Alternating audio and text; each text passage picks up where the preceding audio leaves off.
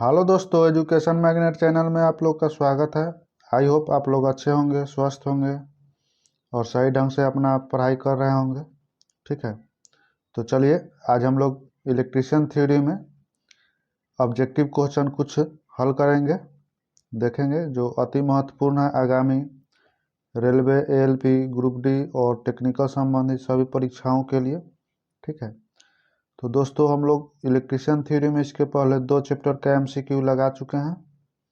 हम लोग आज तीसरा नंबर चैप्टर का एमसीक्यू लगाएंगे। चैप्टर का नाम है प्रारंभिक विद्युत। ठीक है, तो आइए हम लोग क्वेश्चन देखते हैं कि आज का क्वेश्चन क्या है। 1 नंबर क्वेश्चन है, परमाणु में निम्न 3 प्रकार के कण पाए जाते हैं। तो देखिए, परमाणु जो होता है उसके अंदर इलेक्ट्रॉन, प्रोटॉन और न्यूट्रॉन पाए जाते हैं। तो इसका आंसर हो जाएगा ऑप्शन नंबर बी। ठीक है, प्रोटॉन और न्यूट्रॉन जो होता है परमाणु के अंदर नाभिक में अंतर आणविक बल के द्वारा बंधे हुए होते हैं। ठीक है, और इलेक्ट्रॉन जो होता है कक्षा जो अलग अलग होता है, सभी कक्षा में इलेक्ट्रॉन्स चक्कर लगाते रहते हैं। ठीक है, प्रोटॉन जो होता है ये पॉजिटिव चार्ज होता है और इलेक्ट्रॉन पर निगेटिव चार्ज होते हैं। ठीक है, और न्यूट्रॉन पर क्या होता है, शून्य चार्ज होता है। ठीक है, जितना चार्ज प्रोटॉन पर होता है उतना ही चार्ज क्या होता है, इलेक्ट्रॉन पर ही होता है। तो इसका आंसर क्या हो जाएगा, बी नंबर हो जाएगा। 2 नंबर क्वेश्चन है कि एक तांबे के अणु में इलेक्ट्रॉन्स की संख्या कितनी होती है। तो एक तांबे के अणु में इलेक्ट्रॉन की जो संख्या होता है ये आपका ए नंबर हो जाएगा, यानी 29 गो। ठीक है, 3 नंबर क्वेश्चन है कि विद्युत आवेश की मात्रा Q ज्ञात करने का सूत्र क्या है। तो देखिए जी, Q बराबर हमारा होता है I इंटू टी।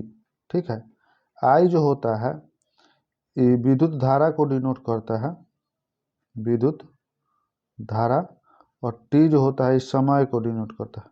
ठीक है, यानी सेकंड में, और Q जो होता है ये आवेश को डिनोट करता है। तो Q बराबर होता है I इंटू टी, तो इसीलिए ऑप्शन हमारा सी हो जाएगा। देखिए 4 नंबर क्वेश्चन है कि 1 एम्पियर धारा 1 सेकंड तक प्रवाहित होने पर कहलाती है। ठीक है, यानी कहने का मतलब है कि किसी भी कंडक्टर है उसमें अगर 1 एम्पियर का धारा 1 सेकंड में प्रवाहित होगा तो उसको हम लोग क्या कहते हैं। ऑप्शन ए है एम्पियर, ऑप्शन बी है इकाई, ऑप्शन सी है ओम, और ऑप्शन डी है ओम, और आपका ऑप्शन सी है कूलम्ब। तो किसी भी सर्किट में अगर आप 1 एम्पियर की धारा 1 सेकंड तक प्रवाहित कीजिएगा तो 1 कूलम्ब होता है। ठीक है, तो ऑप्शन हमारा क्या हो जाएगा, सी हो जाएगा। ठीक है, एम्पियर जो है ये आपका विद्युत धारा की इकाई है, विद्युत धारा की इकाई एम्पियर, इसको आई से सूचित करते हैं। और ओम जो है ये प्रतिरोध की इकाई है, क्या है, प्रतिरोध की इकाई है। ठीक है, और ये इकाई यूनिट तो सब चीज़ का अथी होता है। चलिए क्वेश्चन नंबर 5 कह रहा है कि विद्युत आवेश की मात्रा यानी एस आई क्या होती है। ठीक है, तो विद्युत आवेश की जो मात्रा है ये तो सबको जानता है कि विद्युत आवेश की मात्रा क्या होता है, कूलम्ब होता है। वाट घंटा जो होता है ये आपका एनर्जी का मात्रक होता है, और वोल्ट जो आपका होता है ये वोल्टेज का मात्रक होता है, वोल्टेज। ठीक है, वोल्टेज का, और एम्पियर जो होता है अभी बताएं विद्युत धारा की मात्रक होता है। 6 नंबर क्वेश्चन है कि जब विद्युत धारा पृथ्वी की ओर प्रवाहित होती है तो वस्तु का विभव पोटेंशियल होता है। ऑप्शन ए है धनात्मक, ऑप्शन बी है ऋणात्मक, और ऑप्शन सी है शून्य, और डी है अनंत। देखिए जी, विद्युत धारा जब पृथ्वी की ओर प्रवाहित होता है तो उसको हम लोग पॉजिटिव आवेश मानते हैं। उसको हम लोग क्या मानते हैं, पॉजिटिव आवेश। अगर पृथ्वी से वस्तु की ओर कोई भी धारा प्रवाहित होता है तो उसको हम लोग क्या मानते हैं, निगेटिव आवेश मानते हैं। ठीक है, तो आपका न्यूट्रल जो होता है हमेशा पृथ्वी से लिया जाता है, और किसी वस्तु को चलाने के लिए उसको न्यूट्रल की आवश्यकता होती है। तो पृथ्वी से वस्तु की ओर क्या हो जाता है, न्यूट्रल जाता है, तो न्यूट्रल निगेटिव आवेश होता है। और यानी इसमें अब कोई भी पोटेंशियल चार्ज युक्त वस्तु है उसमें से अगर विद्युत धारा का प्रवाह पृथ्वी की ओर हो रहा है तो इसको हम लोग क्या मानते हैं, पॉजिटिव आवेश मानते हैं। ठीक है, तो इसीलिए इसका आंसर हो जाएगा ऑप्शन नंबर ए, यानी पॉजिटिव। 7 नंबर क्वेश्चन कह रहा है कि धारा प्रवाह स्थापित करने के लिए न्यूनतम आवश्यकताएं क्या है। देखिए, विद्युत धारा को प्रवाहित करने के लिए न्यूनतम जो आवश्यकता है यानी सबसे मिनिमम जरूरी चीज़ क्या है। ऑप्शन ए है कि वोल्टेज स्रोत, चालक, अचालक अथवा अमीटर। ठीक है, देखिए एमीटर नहीं रहेगा तो भी विद्युत धारा प्रवाहित हो जाएगा। अचालक पदार्थ नहीं रहेगा, मान नंगा तार है तो उसमें भी विद्युत धारा प्रवाहित हो जाता है। वोल्टेज स्रोत और चालक। बी नंबर में हमारा क्या है, वोल्टेज स्रोत एवं चालक। सी नंबर में क्या है, वोल्टेज स्रोत, स्विच। अगर स्विच भी नहीं रहेगा तो विद्युत धारा प्रवाहित हो जाएगा। रेजिस्टेंस भी नहीं रहेगा तो विद्युत धारा प्रवाहित हो जाएगा। डी नंबर में वोल्टेज स्रोत, स्विच और फ्यूज। ये दोनों में से कोई नहीं रहेगा, स्विच और फ्यूज, तभी विद्युत धारा प्रवाहित हो जाएगा। तो न्यूनतम जो स्रोत है विद्युत धारा प्रवाहित करने के लिए आपका हो जाएगा वोल्टेज स्रोत और चालक, यानी वोल्टेज का स्रोत चाहिए और आपका चालक रहेगा तो उस चालक में विद्युत धारा आसानी से प्रवाहित हो जाएगा। तो ऑप्शन हमारा हो जाएगा बी नंबर। 8 नंबर कह रहा है कि जब धारा इलेक्ट्रोलाइट के पास होती है तब धारा किस प्रकार का प्रभाव उत्पन्न करती है। अब देखिए जी, हम आप लोग को बताए थे कि विद्युत धारा के जो प्रभाव होता है वो आपका कितने प्रकार के होते हैं, 5 प्रकार के होते हैं। ठीक है, तो यहाँ इलेक्ट्रोलाइट का बात कर रहा है। एक होता है चुंबकीय प्रभाव, दूसरा का होता है हीटिंग इफेक्ट, तीसरा का होता है आपका आयोनाइज इफेक्ट, चौथा होता है रासायनिक इफेक्ट और पांचवा होता है आपका एक्सरे इफेक्ट। ठीक है, तो इलेक्ट्रोलाइट के पास होता है यानी कहने का मतलब रासायनिक प्रभाव हो जाएगा, यानी ऑप्शन नंबर हमारा सी इसका आंसर हो जाएगा। ठीक है, तापीय प्रभाव आपका नाइक्रोम जितना हीटर उटर होता है ये सब तापीय प्रभाव पर काम करता है। प्रकाशीय प्रभाव पर आपका प्रकाश के साथ साथ आपका ऊष्मा भी उत्पन्न करता है। ये आपका कौन होता है, बल्ब हो जाता है। ठीक है, हेलोजन। चुंबकीय प्रभाव पर आपका मोटर जनरेटर काम करता है, मोटर और जनरेटर। ठीक है, ये सब चुंबकीय प्रभाव पर काम करता है। रासायनिक प्रभाव पर आपका सेल जो होता है या बैटरी होता है या इलेक्ट्रोलाइट होता है। ठीक है, ये सब आपका रासायनिक प्रभाव पर काम करते हैं। 9 नंबर क्वेश्चन है कि विद्युत धारा की उपस्थिति का आभास होता है। अब देखिए जी, विद्युत धारा का उपस्थिति का आभास कैसे होगा, चमकने से। ऑप्शन ए कह रहा है, बी कह रहा है उत्पन्न प्रभाव से, ऑप्शन सी कह रहा है कि विद्युत झटके से, और डी नंबर कह रहा है कि चटकने की ध्वनि से। तो विद्युत धारा की उपस्थिति का आभास हम लोग को होता है उत्पन्न प्रभाव से। ठीक है, जैसे मान लीजिए कि बल्ब बढ़ रहा है, तो बल्ब बढ़ रहा है तो क्या है, वो उत्पन्न प्रभाव दे रहा है। पंखा चल रहा है तो हम जानेंगे पंखा जब चलेगा तो हम समझेंगे कि हाँ बिजली आया हुआ है। ठीक है, या बल्ब जल रहा है तो समझेंगे कि हाँ बिजली आया हुआ है। ठीक है, या कोई भी मोटर है या जनरेटर है काम कर रहा है या फ्रिज है काम कर रहा है तो समझेंगे क्या है कि विद्युत धारा हमारा बिजली आया है। लेकिन चमकने से, मान लेंगे कि चमकेगा तो कितना देर चमकेगा, थोड़ा सा लगे 6 सेकंड के लिए चमकता है, उसके बाद चमकना बंद हो जाता है। इसे थोड़ी हम मालूम कर सकते हैं। और विद्युत झटका से, अब मान लीजिए कि लाइन है तो उसको छूइएगा तो आपको झटके लग जाएगा, तो उससे थोड़ी पता चलेगा कि हमारा विद्युत धारा की उपस्थिति है कि नहीं है। इसका सटीक आंसर आपका हो जाएगा ऑप्शन नंबर बी, उत्पन्न प्रभाव से। 10 नंबर क्वेश्चन कह रहा है कि धारा के 3 प्रमुख प्रभाव हैं। देखिए, धारा के जो 3 प्रभाव होते हैं वो आपका 5 प्रभाव हम आपको बताए हैं। पहले का होता है चुंबकीय प्रभाव, दूसरे का होता है रासायनिक प्रभाव, तीसरे का होता है हीटिंग इफेक्ट, चौथा का होता है गैस आयोनाइजेशन इफेक्ट और पांचवा होता है एक्सरे इफेक्ट। ठीक है, तो यहाँ तीनों को प्रमुख प्रभाव बताना है। तो देखिए ऑप्शन ए है कि ऊष्मीय चुंबकीय विद्युत झटका। विद्युत झटका कोनो प्रभाव नहीं होता है जी। ठीक है, ये आपका एक प्रकार के झटका देता है। बी नंबर में है कि ऊष्मीय प्रकाश उत्पन्न और चुंबकीय। ठीक है, सी नंबर में है कि आपका ऊष्मीय रासायनिक चुंबकीय और रासायनिक। डी नंबर में है आपका रासायनिक चुंबकीय विद्युत झटका। देखिए इसका आंसर हो जाएगा सी नंबर, यानी ऊष्मीय प्रभाव जिससे हीटर काम करता है। ठीक है, बल्ब प्रकाश के साथ साथ ऊष्मा देता है। चुंबकीय प्रभाव जिससे मोटर जनरेटर काम करता है और रासायनिक प्रभाव जिससे बैटरी सेल रासायनिक क्रिया कराया जाता है। तो इसका आंसर क्या हो जाएगा हमारा सी नंबर।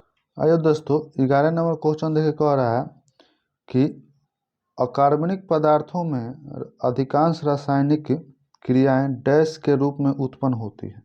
ठीक है, तो अकार्बनिक जितने भी पदार्थ हैं उसमें रासायनिक क्रिया आयनीकरण के रूप में उत्पन्न होता है। ठीक है। ध्रुवीकरण एक प्रकार का इफेक्ट होता है कि आपका लेड एसिड सेल में उत्पन्न होता है। ठीक है।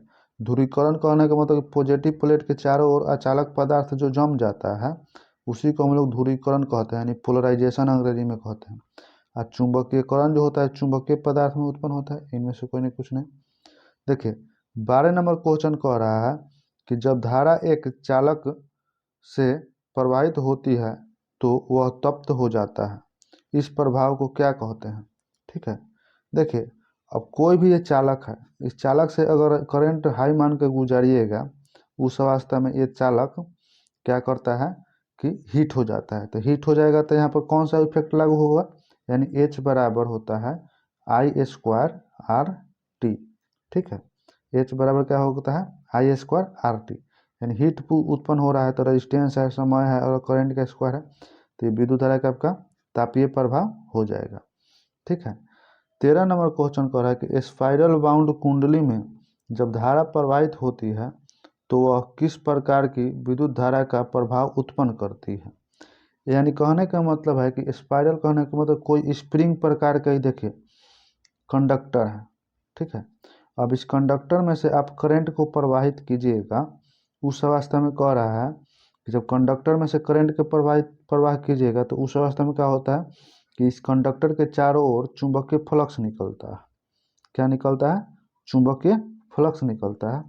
ये चुंबकीय फ्लक्स रियल में निकलता है कि नहीं निकलता है, यहाँ पर अगर आप मैग्नेटिक कंपास लेकर जाइएगा जिसको चुंबकीय सुई बोलते हैं तो सुई विक्षेपित होता है। ठीक है। तो वही कह रहा है, तो यहाँ पर चुंबकीय प्रभाव हमारा हो जाएगा। ठीक है। 14 नंबर क्वेश्चन में है, देखिए सूची 1 का सूची 2 से मिलान कीजिए। अब देखिए यहाँ पर इफेक्ट विद्युत धारा का इफेक्ट दिया है 4 गो, और कौन सा इफेक्ट पर कौन सा वस्तु काम करता है यानी कौन सा प्रभाव काम करता है यहाँ पर दिया हुआ है। तो देखिए फर्स्ट नंबर में है ए नंबर में उष्मीय प्रभाव, और उष्मीय प्रभाव से क्या काम करता है, आपको बताया था कि बल्ब जो होता है आपका ऊष्मा के साथ साथ प्रकाश भी उत्पन्न करता है। तो देखिए ए का हो जाएगा हमारा क्या था 2। अब देखिए बी नंबर में चुंबकीय प्रभाव, तो चुंबकीय प्रभाव पर जितना भी मोटर होते हैं वैद्युतिक पंखा होते हैं ये चुंबकीय प्रभाव पर काम करते हैं। तो इसका हो जाएगा बी नंबर का हो जाएगा ए यानी विद्युत पंखा। रासायनिक प्रभाव जो होता है विद्युत लेपन में काम किया जाता है, और एक्सरे जो होता है हड्डियों का छायाचित्र उत्पन्न करने में किया जाता है। तो इसीलिए इसका आंसर जो हो जाएगा यानी ए का क्या है हमारा 2 है। अब देखिए पहले का ऑप्शन में ए का 1 है तो ये होबे नहीं करेगा, दूसरा का ऑप्शन जो है बी नंबर इसमें ए का 4 है तो ये होबे नहीं करेगा, और सी नंबर में ए का 3 है ये नहीं होगा, तो डी नंबर में ए का 2 है, इसलिए हमारा क्या होगा आंसर ये है। 15 नंबर क्वेश्चन कह रहा है कि किसी चालक के अनुप्रस्थ काट से होकर 1 सेकेंड में 1 एम्पीयर विद्युत धारा के प्रवाहित होने पर कितने इलेक्ट्रॉन प्रवाहित होंगे। यानी कहने का मतलब कोई भी चालक है, ये कंडक्टर है, ये आपके पास क्या है ये कंडक्टर है। अब कह रहा है कि इस कंडक्टर से 1 सेकेंड समय में, ठीक है, 1 एम्पीयर का विद्युत धारा प्रवाहित हो रहा है। कितना का प्रवाहित हो रहा है 1 एम्पीयर पर, तो इलेक्ट्रॉन कितना प्रवाहित हो जाएगा। यानी कहने का मतलब है देखिए कि अगर किसी भी कंडक्टर में 1 सेकेंड में 1 एम्पीयर करंट अगर प्रवाहित हो रहा है तो कहने का मतलब है कि 6.24 गुने 10 के पावर 18 इलेक्ट्रॉन्स प्रवाहित होते हैं। ठीक है।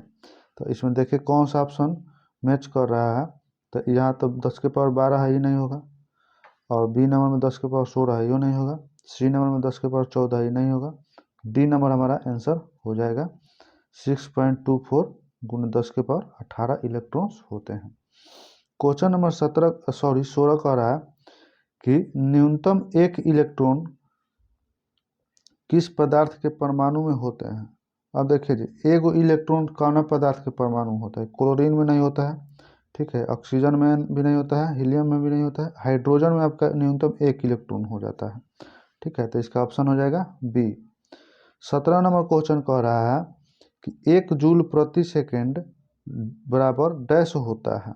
यानी 1 जूल प्रति सेकेंड बराबर क्या होता है 1 वोल्ट होता है, नहीं, 1 वोल्ट बराबर होता है कि 1 ओम के रेजिस्टेंस में से, यानी आर का वैल्यू अगर 1 ओम है और उसमें 1 एम्पियर यानी करंट का वैल्यू 1 एम्पियर प्रवाहित करा रहे हैं, तो उसका वैल्यू हो जाएगा 1 वोल्ट। 1 एम्पियर यानी 1 सेकेंड समय में 3 × 10⁸ इलेक्ट्रॉन्स प्रवाहित हो जा रहा है, तो 1 एम्पियर होता है। 1 ओम वही होता है कि 1 एम्पियर और 1 वोल्ट बराबर 1 ओम हो जाता है। ठीक है, ये आपका 1 जूल प्रति सेकंड बराबर 1 वाट होता है। ठीक है, तो ऑप्शन नंबर सी हो जाएगा। 18 नंबर क्वेश्चन कह रहा है कि अंतर्राष्ट्रीय पद्धति में ऊष्मा की इकाई को डैश में व्यक्त किया जाता है। देखिए जी, अंतर्राष्ट्रीय पद्धति में ऊष्मा की इकाई को हमारा जो होता है ये कैलोरी में व्यक्त किया जाता है। आइए साथियों, हम लोग 19 नंबर क्वेश्चन देखते हैं। 19 नंबर क्वेश्चन कह रहा है कि बस बार में प्रयोग की जाने वाली धातु है।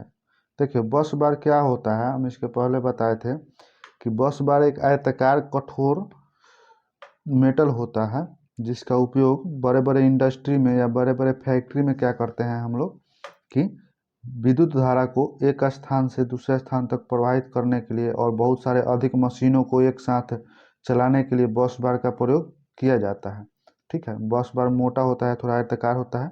तो बस बार जो बना हुआ होता है कठोर खींचा तांबा का बना हुआ होता है। ठीक है, कठोर खींचा हुआ तांबा कहने का मतलब है कि कठोर हार्ड रहेगा और तांबा रहेगा और उसका कुछ आयतकार मोटा में रहेगा। ठीक है, कहीं कभी अल्मुनियम अगर कठोर खींचा हुआ तांबा नहीं रहेगा तो आप अल्मुनियम का भी आंसर ले सकते हैं, लेकिन ज़्यादातर तांबे यूज किया जाता है। इसका उपयोग बस बार का उपयोग जो होता है सर के ऊपर बड़े बड़े इंडस्ट्री में फैक्ट्री में बड़े बड़े मशीन वाला हाई एम्पियर वाला जो मशीन होता है, हाई एम्पियर वाला जो मशीन उसको चलाने के लिए किया जाता है। ठीक है, देखिए जी, 20 नंबर क्वेश्चन करेंगे निम्न में से सर्वोत्तम सुचालक पदार्थ है। ठीक है, यानी जिसमें विद्युत धारा का प्रवाह आसानी से हो। तो चीनी मिट्टी ऑप्शन ए है, ये तो आपका कुचालक पदार्थ है। रेजिन भी आपका कुचालक पदार्थ होता है। और आपका सी नंबर में दिया है ग्रेफाइड और डी नंबर में आपका दिया है इनमें से कोई नहीं। तो देखिए जी, ग्रेफाइड जो होता है ना, ये दोनों के ऑप्शन से यानी सर्वोत्तम आपका क्या है, सुचालक पदार्थ है। पूरा सर्वोत्तम तो नहीं है। ठीक है, जैसे आपका चांदी हो गया, तांबा हो गया, इससे उतना इसमें विद्युत धारा का प्रवाह नहीं होता है, लेकिन दोनों ऑप्शन के अकॉर्डिंग अच्छा चालक पदार्थ माना जाएगा किसको, ग्रेफाइड को। 21 नंबर क्वेश्चन कह रहा है कि निम्न में से कौन सा पदार्थ अचालक नहीं है। ठीक है, ऑप्शन ए बेकेलाइट अचालक है, बी नंबर में है रबर, ये भी अचालक है, डी नंबर में है माइका यानी अब्रक जिसको बोलते हैं, ये भी अचालक पदार्थ है। और कार्बन जो होता है ये आपका क्या है, अचालक पदार्थ नहीं है। कार्बन में अगर देखिएगा टेम्परेचर बढ़ता है तो उस अवस्था में क्या होता है कि इसका चालकता भी क्या होता है कि बढ़ जाता है, यानी कंडक्टेंस जो होता है बढ़ जाता है, चालकता जिसको सी बोलते हैं। ठीक है, तो आपका आंसर हो जाएगा सी। 22 नंबर क्वेश्चन कर रहा है कि निम्न में से कौन सा पदार्थ अचालक नहीं है, यानी अचालक नहीं है। अब देखिए, एबोनाइट जो है ये अचालक है, कांच जो है ये भी अचालक है, मार्बल जो है ये भी अचालक है, शीशा जिसको हम लोग लेड बोलते हैं ये क्या है, अचालक नहीं है। इसका यूज जो होता है फ्यूज बनाने में, या बैटरी का प्लेट बनाने में, लेड एसिड बैटरी का प्लेट बनाने में इसका उपयोग किया जाता है। ठीक है, 23 नंबर क्वेश्चन कर रहा है कि तांबा एक डैश धातु होती है। तो यहाँ ऑप्शन के अकॉर्डिंग जो तांबा होता है ये आपका चालक धातु होता है, यानी तांबा में विद्युत धारा का प्रवाह आसानी से हो जाएगा। चलिए, 24 नंबर क्वेश्चन कह रहा है कि विद्युतीय चालक पदार्थ इनमें से कौन सा एक नहीं है, यानी विद्युतीय चालक पदार्थ इनमें से कौन सा एक नहीं है। तो देखिए, तांबा जो है ये आपका क्या है, चालक पदार्थ है, और एल्युमिनियम भी चालक पदार्थ है, चांदी भी चालक पदार्थ है, लेकिन अब्रक जो माइका होता है ये आपका अचालक पदार्थ है। तो इसका यूज जो होता है माइका का कम्यूटेटर में किया जाता है। 25 नंबर क्वेश्चन कह रहा है कि एबोनाइट में सल्फर की प्रतिशत मात्रा होती है। ऑप्शन ए है 10 से 20%, बी नंबर में 20 से 30%, सी नंबर में है आपका 30 से 40%, और डी नंबर में आपका कितना है 40 से 50%। देखिए जी, एबोनाइट जो होता है उसमें सल्फर मिलाया जाता है आपका, जो हो जाएगा 30 से 40% आपका एबोनाइट में सल्फर की मात्रा मिलाया जाता है। ये क्या है एबोनाइट, एक बार करके अचालक पदार्थ है। सल्फर मिलाने से क्या हो जाता है, एबोनाइट का जो अचालकता होता है बढ़ जाता है और थोड़ा सा मजबूत हो जाता है, और थोड़ा क्या हो जाता है कि अधिक ज़्यादा डाइलेक्ट्रिक स्थिन इसका हो जाता है, जिससे क्या होता है कि अधिक मात्रा में वोल्टेज को सहन कर पाता है। 26 नंबर क्वेश्चन है कि ठोस चालक की अपेक्षा आदर्श चालक का क्या लाभ है। तो देखिए, ठोस चालक की अपेक्षा आदर्श चालक जो होता है वो आपका क्या होता है, अधिक लचीलापन होता है।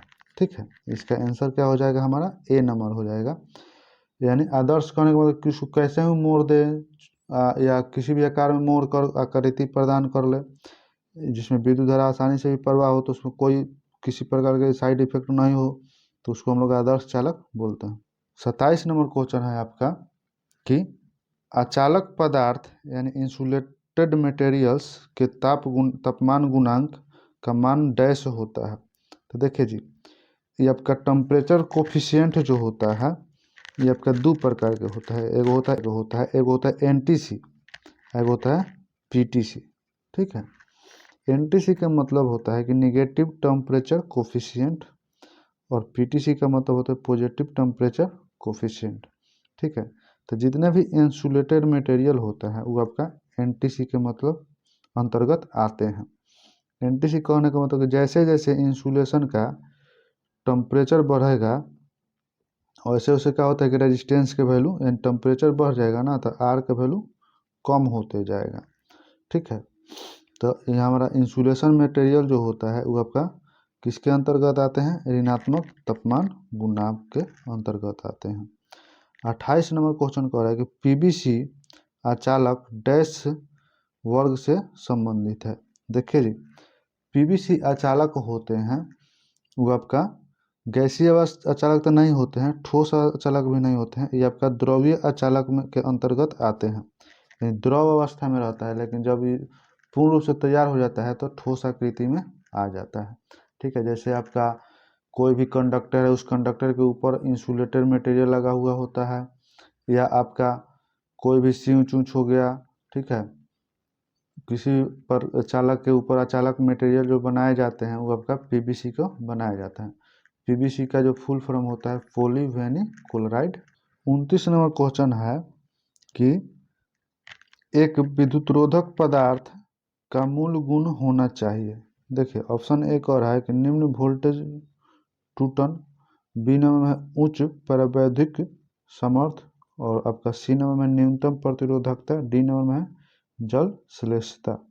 देखिए जी, एक इंसुलेशन मटेरियल जो होता है उसका सबसे उत्तम गुण होना चाहिए उसके अंदर कि उच्च डाइलेक्ट्रिक स्ट्रेंथ होना चाहिए। डाइलेक्ट्रिक स्ट्रेंथ किसे कहते हैं, यानी कहने का मतलब है कि किसी भी अचालक पदार्थ के वोल्टेज सहन करने की क्षमता को हम लोग क्या बोलते हैं, डाइलेक्ट्रिक स्ट्रेंथ बोलते हैं।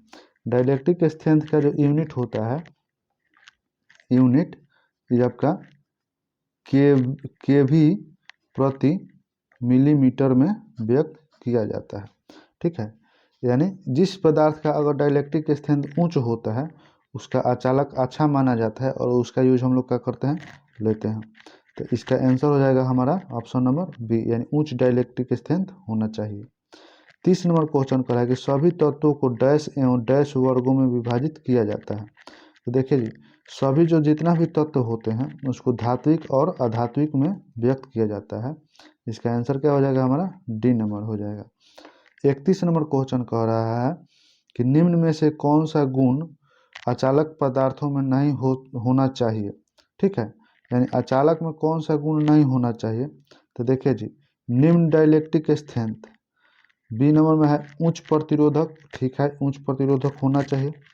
सी नंबर में सदृश, ठीक है ये भी बात है कि सदृश होना चाहिए। और डी नंबर में ऊष्मा को विकृत करने का योग, यानी कोई भी अचालक पदार्थ है अगर उसके अंदर कंडक्टर में ज़्यादा हीट उत्पन्न हो जा रहा है तो अचालक पदार्थ का गुण यह होना चाहिए कि वो अपने से अंदर जो हीट है उसको बाहर वातावरण में फैला देते, यह भी गुण अच्छा है। लेकिन निम्न डाइलेक्ट्रिक स्ट्रेंथ वाला गुण अच्छा नहीं है। अभी हम बताए थे कि किसी भी अचालक पदार्थ में उच्च डाइलेक्ट्रिक स्ट्रेंथ होना चाहिए, तो इसका आंसर हो जाएगा ए नंबर। 32 नंबर क्वेश्चन कह रहा है कि निम्न में से कौन सा लचीला अचालक यानी फ्लेक्सिबल अचालक नहीं है। तो देखिए जी, फ्लेक्सिबल जो अचालक होते हैं वो आपका नहीं है। कागज़ जो है आपका फ्लेक्सिबल अचालक है, कॉटन टेप है ये भी फ्लेक्सिबल अचालक है, रेजिन है ये भी फ्लेक्सिबल है, लेकिन फाइबर जो होता है ये आपका फ्लेक्सिबल अचालक नहीं है, यानी इसका आंसर हो जाएगा हमारा option number A. 33 number question कर रहा है कि ऐसा कौन सा पदार्थ है जिसका तापमान बढ़ने पर उसका प्रतिरोधक घटता है। अभी जो बताया था कि एनटीसी मटेरियल होते हैं, पीटीसी मटेरियल होते हैं, यानी एनटीसी मटेरियल इसे कहते हैं वैसा मटेरियल जिसका तापमान बढ़ने से अगर रेजिस्टेंस का वैल्यू कम हो रहा है तो उसको एनटीसी बोलते हैं, और पीटीसी ऐसा मटेरियल जिसका तापमान बढ़ने से रेजिस्टेंस का वैल्यू बढ़ रहा है तो उसको हम लोग क्या बोलेंगे, पीटीसी मटेरियल। तो जितने भी अचालक होते हैं वो एनटीसी मटेरियल के अंतर्गत आते हैं, और जितने भी चालक होते हैं वो आपका पीटीसी मटेरियल के अंतर्गत आते हैं। तो देखिए 33 नंबर को है कि ऐसा कौन सा पदार्थ है जिसका तापमान बढ़ने पर उसका प्रतिरोधक घटेगा। तो तापमान बढ़ने का प्रतिरोध, कंडक्टर का टेम्परेचर बढ़ेगा तो प्रतिरोध बढ़ जाएगा, नाइक्रोम का टेम्परेचर बढ़ेगा तो प्रतिरोध बढ़ जाएगा, मैग्नीज का बढ़ेगा तो बढ़ जाएगा, लेकिन कार्बन जो होता है इसका प्रतिरोध टेम्परेचर बढ़ाइएगा तो प्रतिरोध क्या हो जाएगा, कम हो जाएगा। 34 नंबर क्वेश्चन है कि अच्छे अचालक में निम्न में से कौन सा गुण होना चाहिए। देखिए जी, जितने भी अच्छे मटेरियल हैं उसमें क्या क्या होना चाहिए, तन्यता, ठीक है, यानी अचालक को बहुत दूर तक खींचा जा सकता है, सदृशता यानी मजबूत भी होना चाहिए, और आघातवर्ध यानी पीटने पर उसको क्या हो, उसमें फैलाव का गुण होना चाहिए, ज़्यादा फैले। तो ये सभी हमारा क्या हो जाएगा, आंसर हो जाएगा, यानी तीनों गुण सही है अचालक में। 35 नंबर क्वेश्चन है कि निम्न में से कौन सा पदार्थ विद्युत का सुचालक है। ठीक है, तो रबर जो है विद्युत का क्या है, कुचालक है, एबोनाइट विद्युत का कुचालक है, बेकेलाइट विद्युत का कुचालक है, लेकिन तांबा जो है विद्युत का क्या है, सुचालक है। इसमें विद्युत धारा का प्रवाह आसानी से हो जाएगा। 36 नंबर क्वेश्चन है कि अर्धचालक पदार्थ के रूप में निम्न में से किस तत्व का प्रयोग किया जाता है। अब देखिए अर्धचालक, अर्धचालक किसे कहते हैं, यानी जिसमें कंडक्टर का गुण यानी चालक का गुण और अचालक का गुण, अचालक का गुण, ठीक है, अचालक होगा, अचालक नहीं, अचालक का गुण, दोनों का गुण, यानी कहने का मतलब है कि इसकी अवस्था में कुछ परिवर्तन किया जाए तो इसमें दोनों का गुण मौजूद हो जाता है, उसको हम लोग क्या बोलते हैं, अर्धचालक मटेरियल। अर्धचालक मटेरियल के परमाणु के नाभिक के बाहरी कक्षा में 4 इलेक्ट्रॉन्स होते हैं, जैसे आपका सिलिकॉन हो गया, जर्मेनियम हो गया, कार्बन हो गया, ये सब सेमीकंडक्टर मटेरियल के अंतर्गत आते हैं। चालक के अंदर जो होता है इलेक्ट्रॉन की संख्या, चालक के अंदर जो इलेक्ट्रॉन की संख्या होते हैं वो आपका 1 2 3 नहीं तो 5 6 और 7 होते हैं, और अचालक के अंतर्गत इलेक्ट्रॉन की संख्या 8 होता है। ठीक है, तो हमारा जो हो जाएगा सिलिकॉन, इसका आंसर हो जाएगा अर्धचालक मटेरियल। 37 नंबर क्वेश्चन कह रहा है कि अर्धचालक घटक की विशिष्ट प्रचालन पर स्थितियों के अधीन अर्धचालक की चालकता महत्वपूर्ण है। अर्धचालक के तापमान में परिवर्तन चालकता पर क्या प्रभाव पड़ेगा। ठीक है, यानी देखिए कोई भी अर्धचालक है अगर उसमें तापमान परिवर्तन कर रहे हैं तो उसको चालकता क्या हो जाएगा, हमारा बढ़ जाएगा। अभी हम बताए हैं, तो इसका ऑप्शन हो जाएगा बी, यानी चालकता तापमान से बढ़ती है। ठीक है, तो दोस्तों आज जो ये आपका प्रारंभिक विद्युत था उसमें 37 क्वेश्चन ऑब्जेक्टिव हम लोग लगाए, और भी क्वेश्चन इससे हम करा देंगे आप लोगों को नेक्स्ट सेशन में। ठीक है, तब तक वीडियो लंबा हो जाता है, तो आज का क्लास हम लोग यहीं पर ड्रॉप करते हैं। आई होप कि आप लोग का आज का क्लास अच्छा लगा होगा। अगर अच्छा लगा होगा तो वीडियो को लाइक कीजिएगा, सब्सक्राइब कीजिएगा, और अधिक से अधिक संख्या में अपने क्लासमेट्स, दोस्त, भाई के पास शेयर कीजिएगा। ठीक है, तो चलिए मिलते हैं अगले क्लास में, तब तक नमस्कार।